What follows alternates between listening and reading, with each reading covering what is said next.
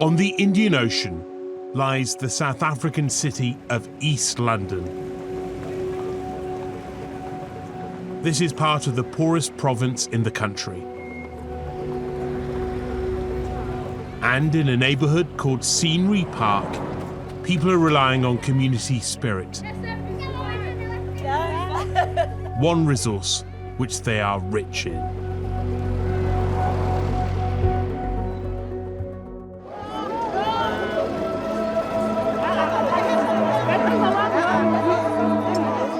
In the early hours of a June morning last year, 21 youngsters were found dead within the walls of the Enyobeni Tavern. Their bodies gave away few clues as to how they died.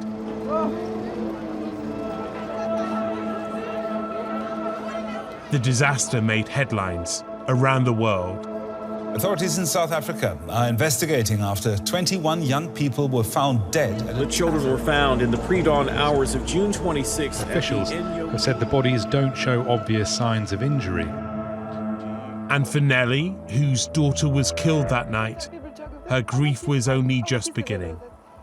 I want to be on my side with my child.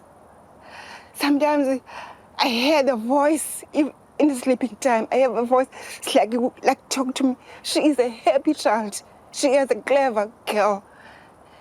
She's my child. She's my friend.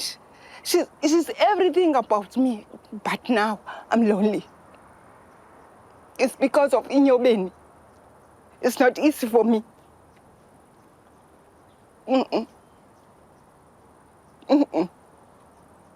It's painful. They had been there to celebrate the end of their exams, the start of the holidays.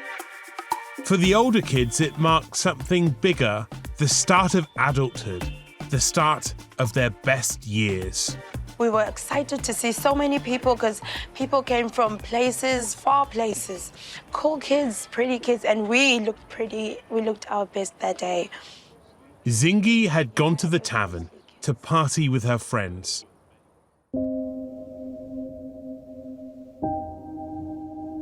With just one exit, Enyobeni Tavern soon became packed, both inside and out. We tried to ask the bouncer to please let us out because we were suffocating inside. We couldn't breathe. Kids started falling.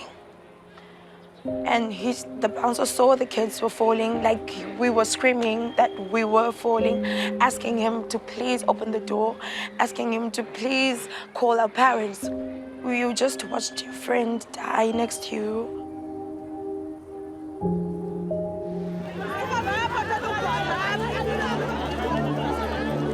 That morning, reporter Sipa Kima was straight on the scene.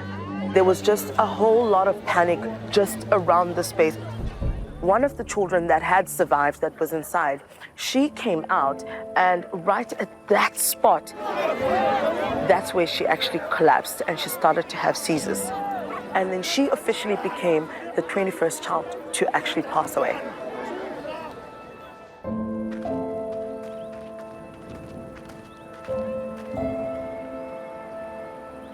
"21 children, from the age of 17 to just 13 years old. To date, no one has been held accountable for their deaths.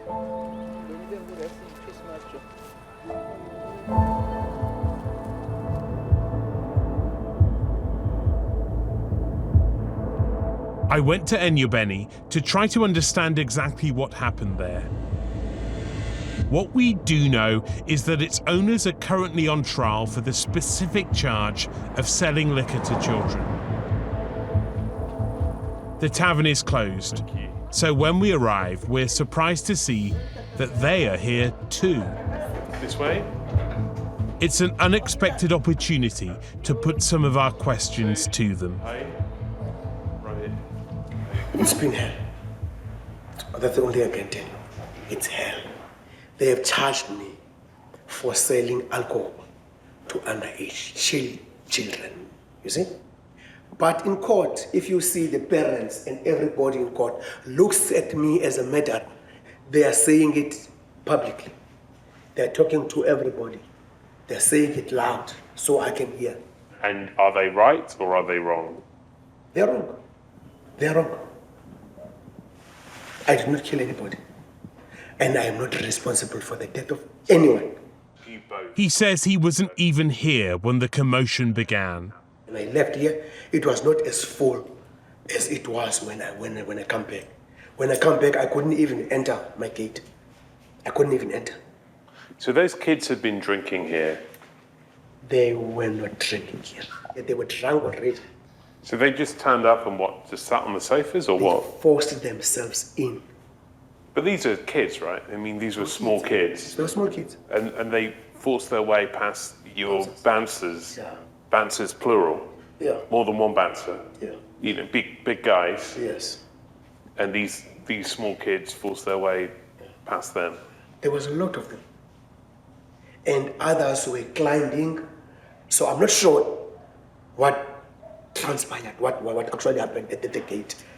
In fact, he says he's the victim of a conspiracy against his business. Some people have been looking for a reason to close down my business all along. They didn't find it until those kids died. Well, that was a revealing conversation. But there's something he told us just now, after we stopped recording. He said there's some information he has to hold back, something that he can't tell us because he's on trial, because there's a live court case. But there's so much suspicion from the families about so much of what he has to say. How can it be that there are still no answers? Instead of clarity, there's confusion to this day about what caused it. At first, parents were privately told their children had died from asphyxiation. But then came competing claims of a gas leak, of a stampede, of poisoning from counterfeit alcohol.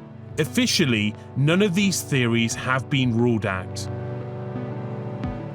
The forensic and coroner's reports remained sealed.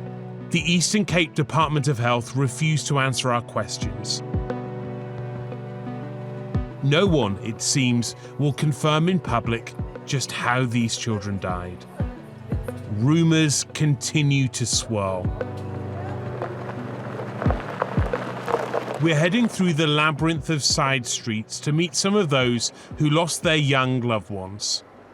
They're tired and they're angry, not just at the owners of the tavern, but at the prosecutors they say should have put together a case for murder or culpable homicide by now.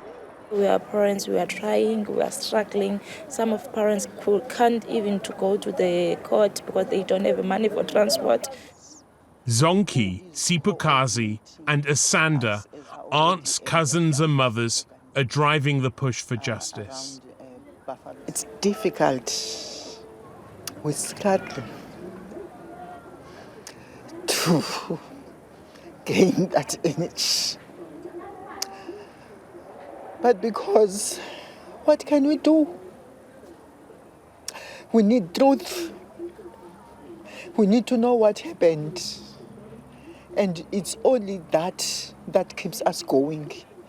When you're getting tired and you're giving up, you ask yourself, if I'm giving up, who is going to make justice be done around the whole issue? Because in South Africa, you won't get justice if you don't fight for it. Authorities remain clear that all avenues are under investigation. But 1 year on, there's still no charge relating to the deaths of so many children. We spoke to South Africa's National Prosecuting Authority. Unfortunately, even though we are treating this matter with the sensitivity it deserves, very few are willing to come forward with evidence, that are willing to go and stand under oath. But the law of this country allows for us now to take another route, which is different from a trial, an inquest route. We will make sure that the justice is served, even if it takes many years.